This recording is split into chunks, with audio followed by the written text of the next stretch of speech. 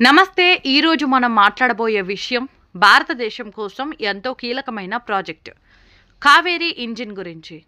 ఇది ఓ defence technology మాత్రమే కాదు, భారతదేశపు ఆత్మనిర్భరతకు ప్రతీక. భారతదేశం తన డిఫెన్స్ అవసరాలకు విదేశాలపై ఆధారపడటం నుంచి బయటపడేందుకు నిరంతరం ప్రయత్నిస్తుంది. ఆ దిశగా ఓ ముఖ్యమైన టెక్నాలజీ ప్రాజెక్ట్ కావేరీ ఇంజిన్. ఇటీవల ఫండ్ కావేరీ ఇంజిన్ అనే హ్యాష్ ట్యాగ్తో సోషల్ మీడియాలో దేశవ్యాప్తంగా ఒక ఉద్యమం మొదలైంది. కావేరీ ఇంజిన్ చరిత్ర ఏంటో తెలుసుకుందాం. 1980లలో ప్రారంభమైన Kaveri engine project Hindustan aeronautics limited gas turbine research establishment నేతృత్వంలో ముందుకు సాగింది.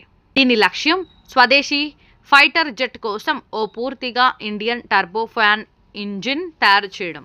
ఇది తేజాస్ LCA ఫైటర్ జెట్ కోసం రూపొందించబడింది.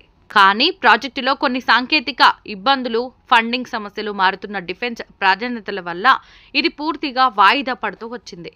ఇప్పుడు మళ్ళీ ఈ టాపిక్ ట్రెండ్ అవుతోంది.